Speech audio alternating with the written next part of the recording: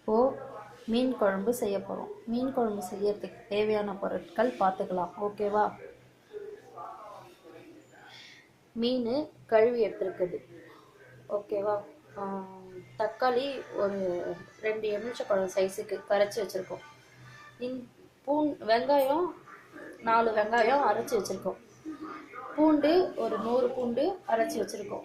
தக்காளியை நல்லா கரைச்சி வச்சுருக்கோம். கருவேப்பிலை தேவையான அளவுக்கு, உப்பு தேவையான அளவு போட்டுக்கணும், மிளகாத்தூள் தேவையான அளவு, தனி மிளகாத்தூள் உங்கள் காரத்துக்கு ஏற்ற மாதிரி. இதில் நம்ம கொஞ்சோண்டு நல்லெண்ணெய் எடுத்து வச்சுருக்கோம். இதுதான் இப்போ நமக்கு தேவையான பொருட்கள், வேறு எதுவும் கிடையாது. ஓகேங்களா? இதை வச்சு தான் இப்போ நம்ம மீன் குழம்பு எப்படி செய்யறதுன்னு பார்க்க போகிறோம். மத்தி மீன் நான் கழுவி 1 கிலோ எடுத்து வச்சுருக்கேன். ஓகேவா? இப்போது ஸ்டவ் ஆன் பண்ண போகிறோம். இப்படி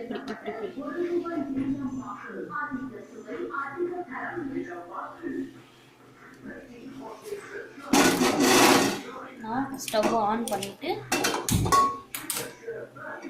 ஒரு அகலமான ஏனம் வச்சுக்கோங்க.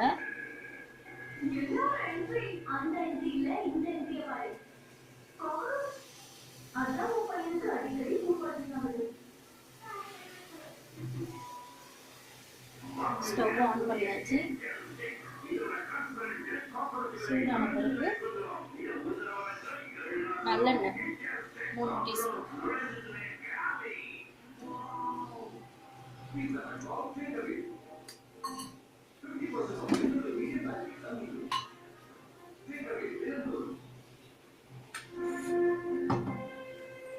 கடலை எண்ணெய் 3 டீஸ்பூன். ஓகேங்களா?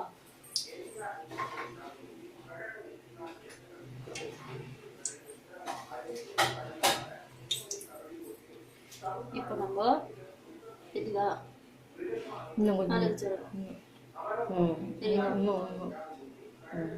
ஓகேவா?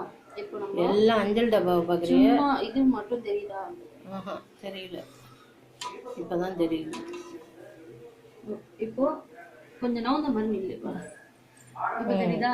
இப்போ மறைக்கிறேன். இது கடுகு, ஜீரகம், அப்புறம் வடகம். மீன் குழம்புக்கு வடகம் போடும்.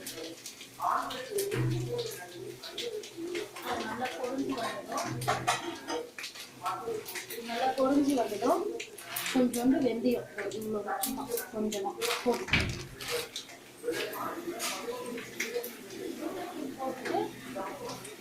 பூண்டு அரைச்சி கொடுத்த பூண்டு விழுத அதில் போட்டு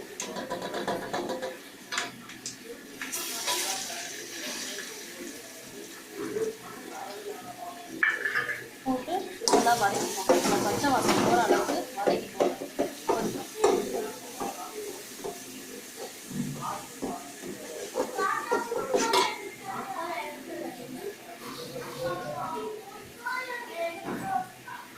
தெரியுது,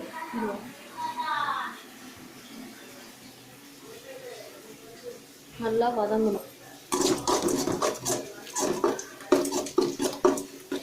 நல்லா வதக்கிட்டு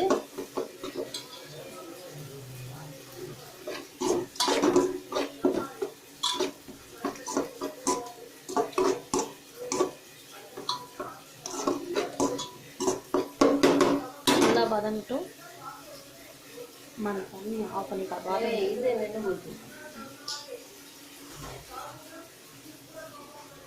நல்லா வதங்கட்டும்.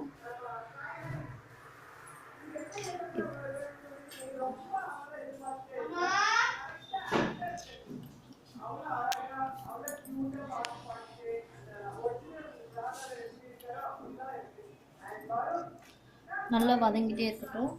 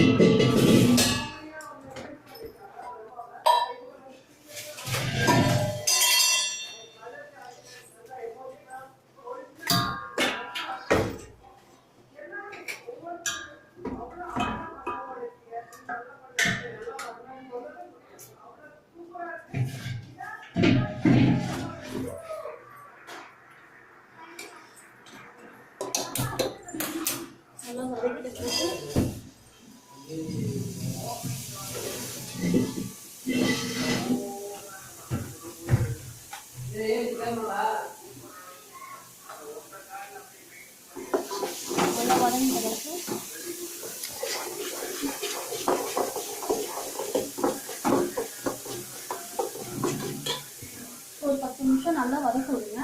வதக்கி விட்டதுக்கு தான் வாசனை பண்ண வரைக்கும் நல்லா வெங்காயத்தை எடுத்து கொட்டுங்க.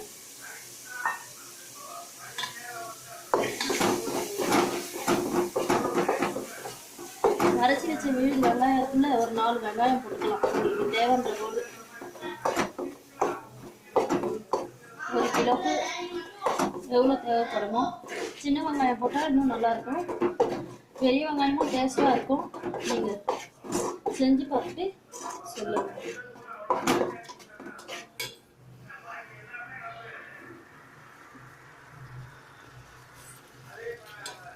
நல்லா வதக்கிட்டு இந்த அளவுக்கு நல்லா வதக்கணும்.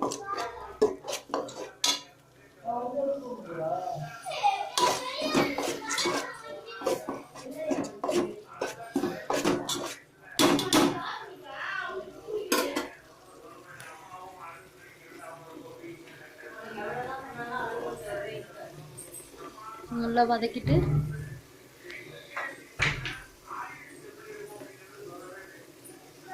இந்த மாதிரி கொதி வரட்டும். இதையும் கொஞ்சம் நல்லா வதக்கிக்கோங்க.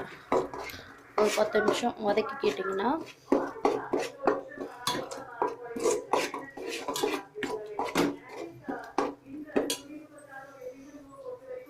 வாசனை பொறுவருக்கு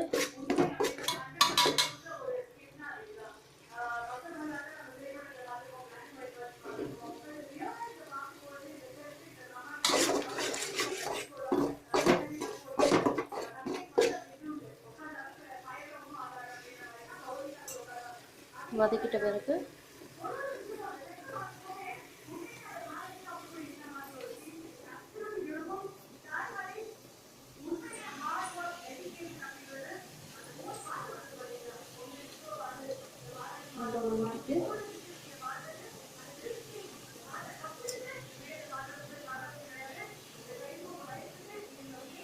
நல்லா வதக்கிட்டு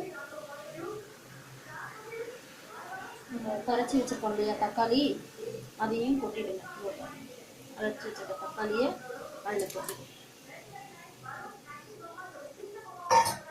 கொட்டிட்டு அதையும் நல்லா வதக்கிக்கோங்க.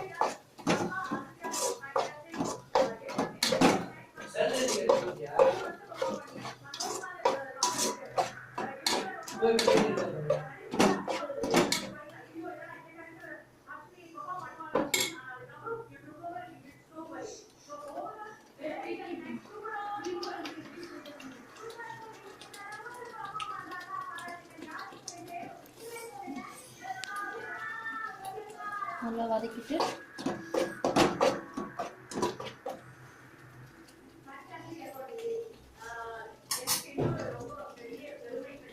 தேவையான அளவுக்கு உப்பு போட்டுக்கோங்க. தேவையான அளவுக்கு உப்பு போட்டுக்கோங்க.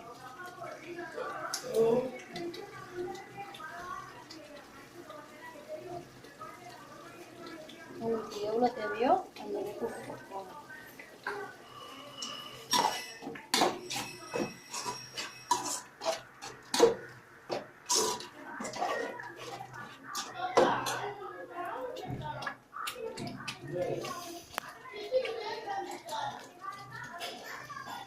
நல்லா வதக்கி விட்டுட்டு கொதி வரும். நல்லா கொதிக்கும்.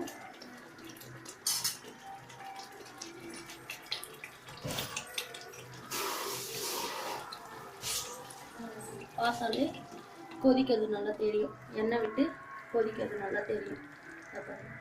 கொதிக்கிறதுல நல்லா கொதிக்க விட்டு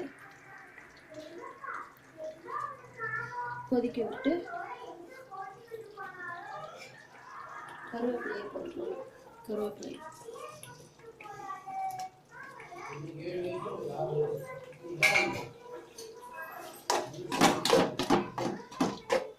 கருவேப்பிலை போட்டு நல்லா கிண்டிட்டு நீங்கள் இப்போ தேவையான பொருட்கள் எல்லாத்தையும் போடலாம்.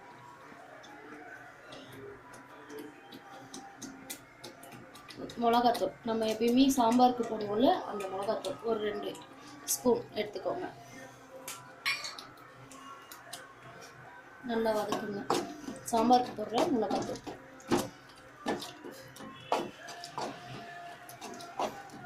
நல்லா வதக்கிட்டு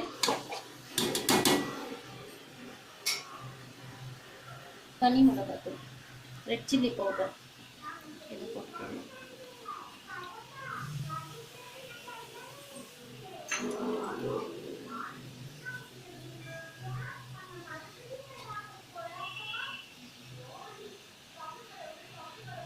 ரெட் சில்லி பவுடர் போட்டுட்டு நல்லா வதக்கணும்.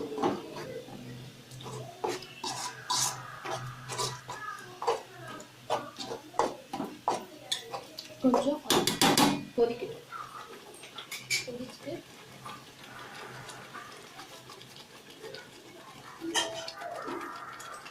மஞ்சத்தூள் சும்மா ஒரு 1/4 டீஸ்பூன்,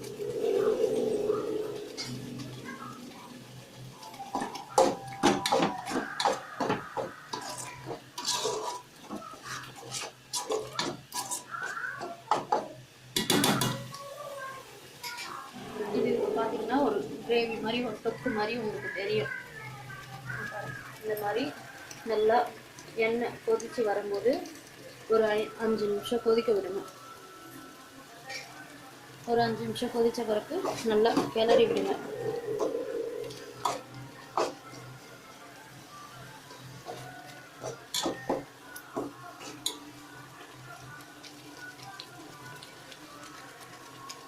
நல்லா கொதிக்க விட்டு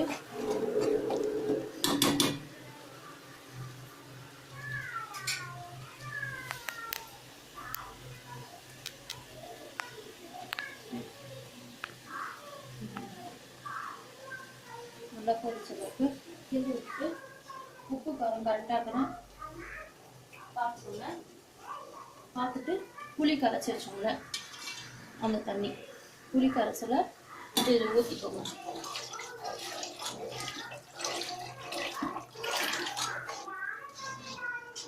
ஊற்றிட்டு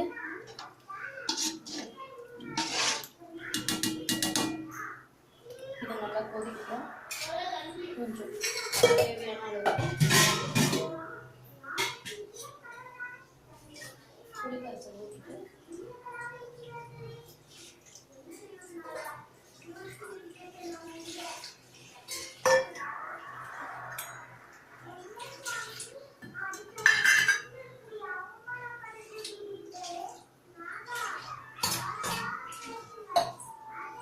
தேவையான அளவுக்கு தண்ணி, எவ்வளோ தண்ணியாக இருக்கணுமா இல்லை திக்காக இருக்கணுமா அப்படின்றத பொறுத்த அளவுக்கு கொஞ்சம் தண்ணி ஊற்றிக்கணும். ஊற்றிட்டு நல்லா கிளறி விடணும். நல்லா கிளறினோம்னா கொதிக்கும். கொதி வந்த வரைக்கும் நம்ம மீனை போட்டு இறக்கிற வேண்டியதான்.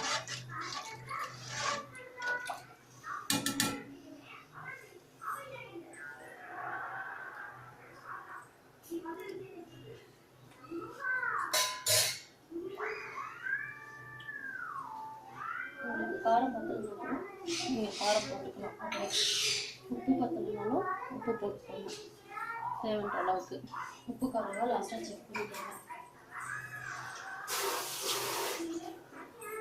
புளி கரைசலை ஊற்றிட்ட பிறகு உப்பு காரம் பார்த்துக்கோங்க.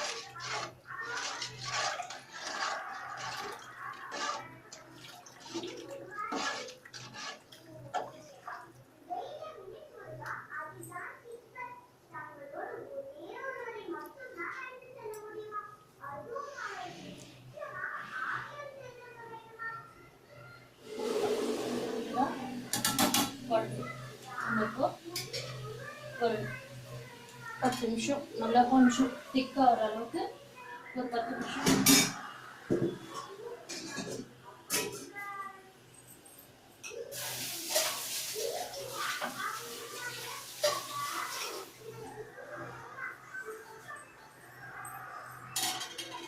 இந்த பச்சை வாசம்லாம் போடுற அளவுக்கு நல்லா கொதிக்க வைங்க. கொஞ்சம் மேலே மூடி போட்டு நல்லா கொதிக்க வைங்க.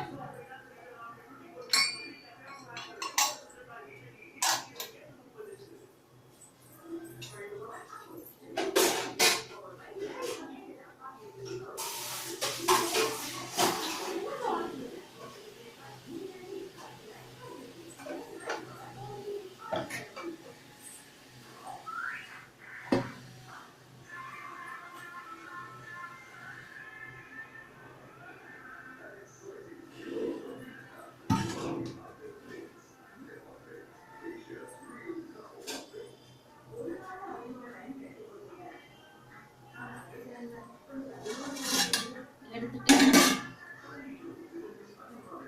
கிண்டி விடுங்க.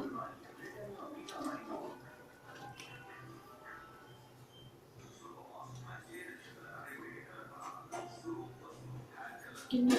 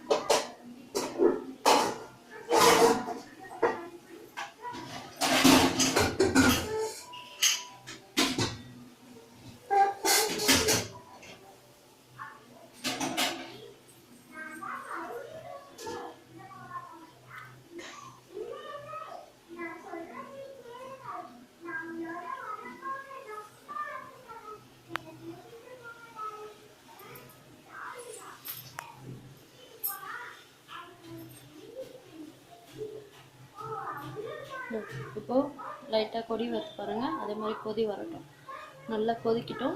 கொதித்த பிறகு ஒரு 10 நிமிஷம் கொதிக்க விட்டுட்டு நம்ம மீன் போட்டாக்கா நல்லா இருக்கும். மீனை போட்டு உடனே இறக்கிடணும். ஒரு 5 நிமிஷம் கொதிக்க வச்சு இறக்கிடணும். அவ்வளோதான்.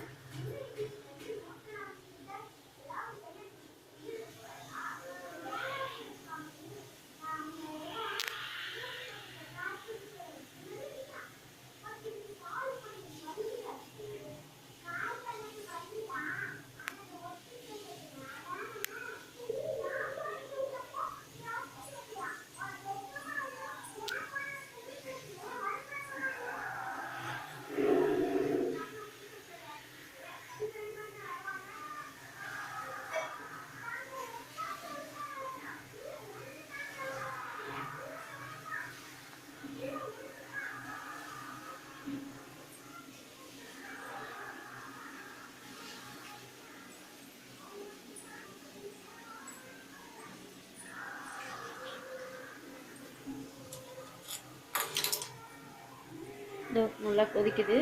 மூடி எடுத்துட்டு ஒரு வாட்டி நல்லா கிண்டி விடுங்க. நல்லா கிண்டி விட்டிங்கன்னா மீன் குழம்பு வைக்கும்போதே நமக்கு வாசனை வரும், நல்லா கம கம கம கமன்னு வரும். கொஞ்சம் கொதிக்கும் போது பெருங்காயம் ஒரு சிட்டிகை,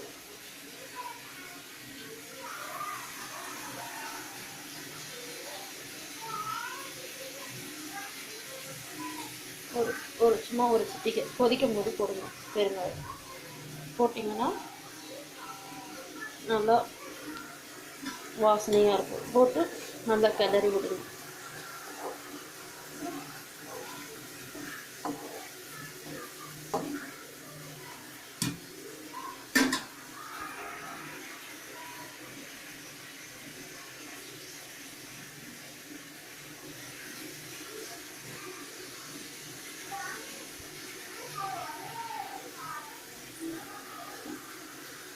சும்மா உங்களுக்கு அந்த புளிப்பை எடுத்து காட்டுறதுக்காக ஒரே ஒரு பிஞ்ச் சுகர், வெல்லம் இருந்தால் வெல்லம் போட்டுக்கலாம், சுகர் இருந்தால் சுகர் போட்டுக்கலாம். வெல்லம் இல்லை அப்படின்னாக்கா சுகர் கொஞ்சமாக போட்டுக்கலாம், சும்மா ஒரே ஒரு சிட்டிகை மட்டும். நல்லா கொதிக்கட்டும், கொதித்து கொஞ்சம் திக்காகட்டும். அதுக்கப்புறமா நம்ம மீனை போட்டுடலாம்.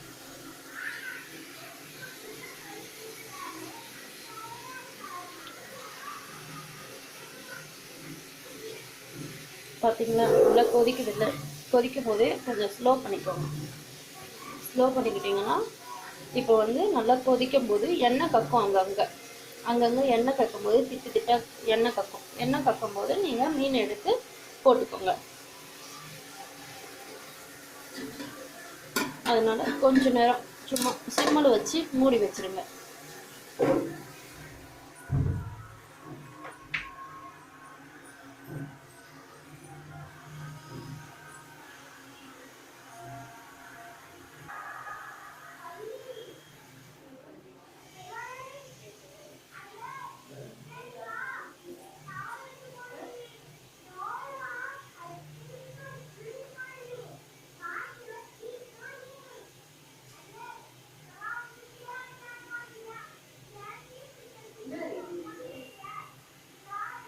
இப்போ பாருங்கள், நல்லா எண்ணெய் கக்கியிருக்கோங்க அங்கே, இந்த பாருங்கள் ஓரம் ஓரம், ஓகேவா? நல்லா தெரியுதுங்களா? இந்த ஓரம் ஓரம் எண்ணெய் கக்கியிருக்கோம், சைடும் சுற்றிலும். இப்போது மீன் போடுங்க.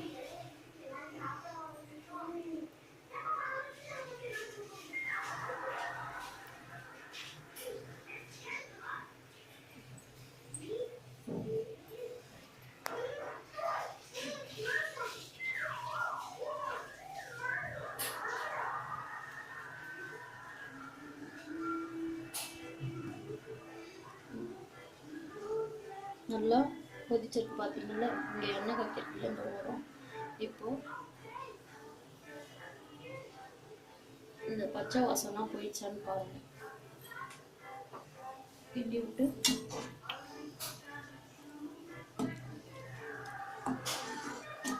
நல்லா உங்களுக்கு எந்த அளவுக்கு திக்னஸ் தேவையோ அந்த அளவுக்கு வச்சுக்கோங்க. வச்சுட்டு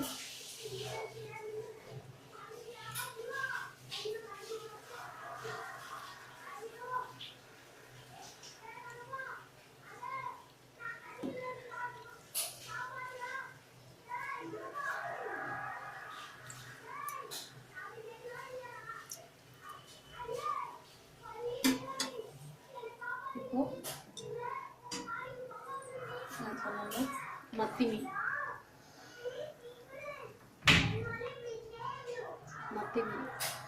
போட்டுக்கோங்க.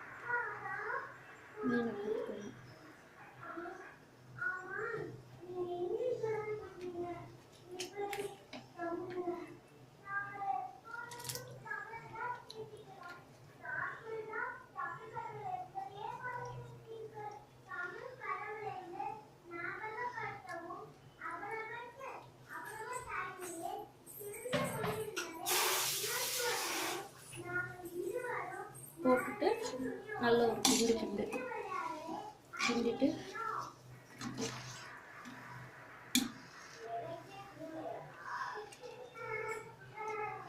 நல்லா கிண்டிட்டு ஏன்னா வெந்த பிறகு கிண்ட முடியாது, இப்போவே நல்லா ஒன்று மேலே இருக்கலாம் எடுத்து விட்டு நல்லா கிண்டி விட்டுட்டு நீங்கள் ஸ்டவ்வை ஆன் பண்ணிக்கணும், ஃபாஸ்ட்டாக வச்சுக்கணும்.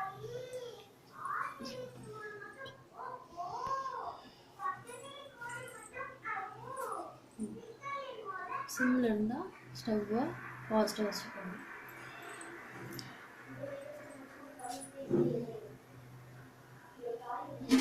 நல்லா கலரி விட்டுட்டு ஒரு கொதி வந்த உடனே மீன் குழம்பு ரெடி.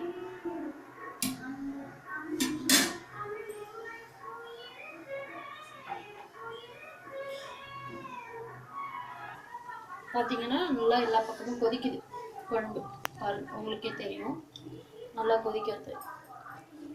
எல்லா பக்கமும் கொதிக்கும் போது என்ன பண்ணணும்,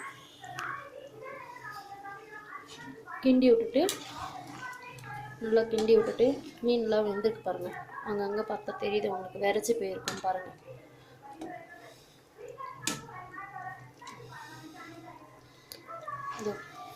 பாருங்கள் நல்லா வெந்திருக்கிறது உங்களுக்கே தெரியும். மீன் என்ன பண்ணுறீங்க, நல்லா கிண்டி விட்டுட்டு பொறுமையாக கிண்டுங்க, மீன் உடஞ்சிரும். நல்லா கிண்டி விட்டுட்டு ஸ்டவ்வை சுவிட்ச் ஆன் பண்ணிவிடுங்க, ஸ்டவ்வை ஆஃப் பண்ணிவிடுங்க. ஆஃப் பண்ணிவிட்டு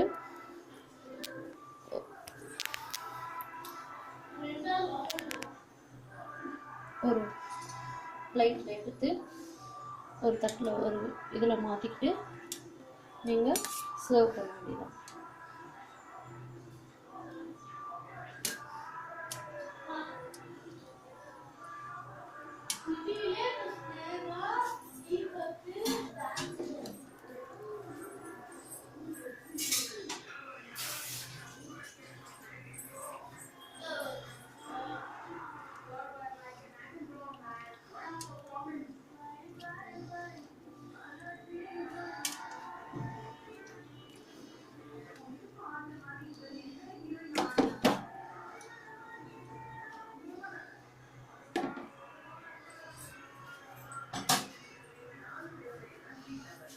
நீங்கள் இப்போ சர்வ் பண்ணிக்க வேண்டியதான், ஒரு கிண்ணத்தில் மாற்றி வச்சுட்டு சர்வ் பண்ணிக்க வேண்டியதான். இதுதான் நம்ம மீன் குழம்பு ரெடி. இதை இட்லி, சாப்பாடு, தோசை இதுக்கெல்லாம் தொட்டுக்கலாம், நல்லாயிருக்கும், டேஸ்ட்டாக இருக்கும் உங்களுக்கு. இது ஒரு புது டிஷ் மாதிரி இருக்கும், நீங்கள் சாப்பிட்டு பாருங்கள், எல்லாத்துக்கும் தொட்டுக்கலாம் நீங்கள் மீன் குழம்பு.